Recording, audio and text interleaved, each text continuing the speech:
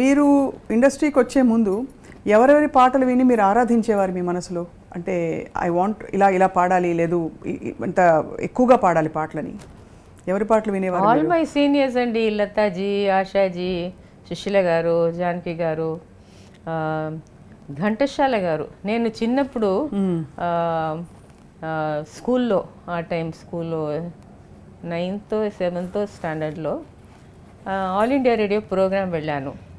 Next రూమ్లో Ghantasala master recording జరుగుతుంది. పిల్లలు అందరూ అక్కడ వెళ్ళి సార్ మా కోసం ఒక పాట పాడతారా అంటే వెంటనే మాకు కోసం పాడారండి. అంత తర్వాత ఇక్కడ మద్రాసు వచ్చి ఫస్ట్ హిందుస్థానీ కాన్సర్ట్ చేసినప్పుడు వారు తాన్పురానే నేను యూజ్ చేశాను. తర్వాత నాకు ఘంటసాల మాస్టర్ అంటే నాకు అడ్మిరేషన్ అండి. ఈవెన్ ఆయన పాటలో కూడా did you find anything very very special అమ్మా? అంటే అందరికీ ఆయన his very voice is different, unique voice. తర్వాత ఎక్స్క్లూసివ్ సాంగ్స్ అండి మాస్టర్ది. మీరు అన్ని బాణీలు పాడుతున్నప్పుడమ్మా మీరు డివోషనల్ మీద కాన్సన్ట్రేట్ చేసిన what actually truly gave you Joy? మీరు ఈ పాట పాడితే I like this kind of a song అనేవి స్వరాలు ఉండాలనా? బికాస్ ఇప్పుడు స్వాతికిరణం పాట అది ఒక స్టాండర్డ్, అది పాడగలిగితే కొంచెం సంగీతం వచ్చినట్టు అని అనుకుంటారు ఇప్పుడు సింగర్స్ అందరూ. అలా వాట్ గేవ్ యూ జాయ్? మిమ్మల్ని ఛాలెంజ్ చేసి పుష్ చేసే పాటలు ఇష్టమా మీకు? లైట్ సాంగ్స్ ఇష్టమా మీకు? ఇండస్ట్రీలోనే చెప్తారు ఏమైనా డిఫికల్ట్ సాంగ్ ఉంటే వాణి గారు పిలుస్తారు అని, అది ఆ పేరు నాకు వచ్చింది. సో నాకు అంత ఈజీ సాంగ్స్ రాలేదు, నాకు అన్నీ most of the time difficult సాంగ్సే వచ్చింది. ఒకసారి మహాదేవన్ గారు ఇంటర్వ్యూలో కూడా చెప్పారు, as far as Vani is concern మాకు ఏం రెస్ట్రిక్షన్ లేదు, ఏం కంపోజ్ చేస్తే వారు పాడుతారు అని. అది బిగ్గెస్ట్ కాంప్లిమెంట్, బిగ్గెస్ట్ కాంప్లిమెంట్. తర్వాత ఒకసారి ఒక రికార్డింగ్ అయిన తర్వాత విశ్వనాథన్ గారు పిలిచారు, ఇక్కడ రామ్మా. ఏం సార్ నేను ఏమైనా తప్పు చేశానా, మళ్ళీ ఒకసారి టేక్ చేయాలనా అని. ఆహా, నేను 15 days నుంచి ఇంత బ్రెయిన్ ఇది చేసి చేసి చేసి ఈ పాట కంపోజ్ చేశాను, మీరు ఇక్కడ వచ్చి just drinking glass of water ఆ విధంగా మీరు పాడేసి వెళ్ళారే, అదే నేను చెప్పడానికి పిలిచాను. ఎంత పాట మాది? ఏ పాట అది? పత్తిని పెండ్ అని ఒక తమిళ song. So they all tell me that difficult songs అంటే వాణి పాడుతుంది. వాణిమా శంకరాభరణంలోది మీకు నచ్చిన ఒక 2 లైన్లు పల్లవిగానే ఉన్నా మా కోసం.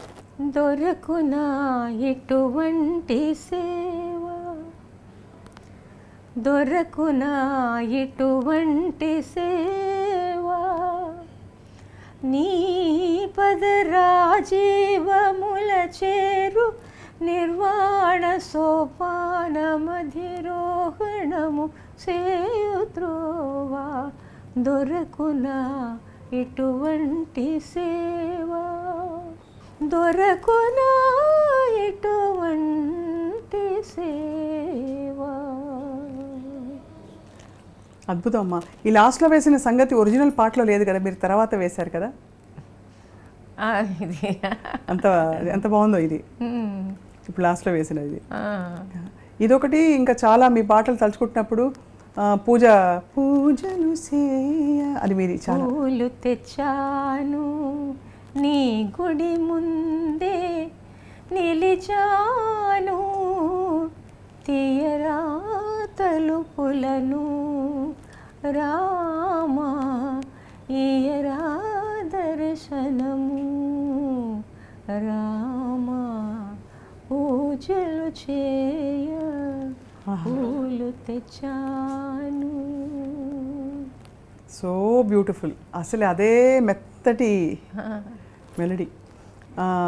వాణిజ్యరామ్ గారి స్థాయి, రేంజ్ ఇది కూడా చాలా ఎక్కువగా చెప్తారు అందరూ.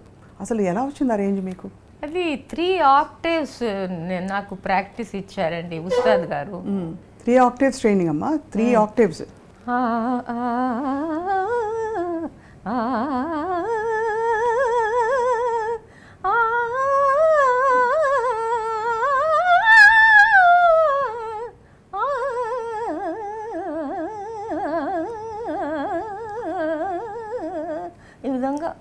పాడుతూ ఉండాలి.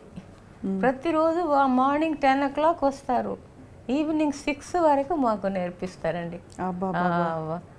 I can't dream of master ji like him, Ustad Abdul Rehman Khan సాబ్.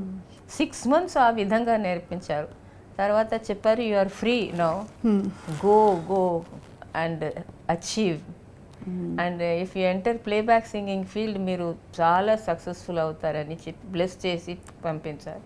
వారే చెప్పారు, ముందే చెప్పాను కదా వసంత్ దేశాయ్జీ దగ్గర మా నాన్న గురించి ఆ విధంగా. సో ఇంత విజయాలు సాధిస్తున్న వాణి జయరాం గారిని చూసి ఖచ్చితంగా మీ కుటుంబ సభ్యులు, అమ్మ నాన్నగారు చాలా గర్వపడి ఉంటారు మిమ్మల్ని చూసి. అంటే వారికి ఏమన్నా ఇష్టం ఉండేదా ఇలాంటి పాట పాడాలి మీరు?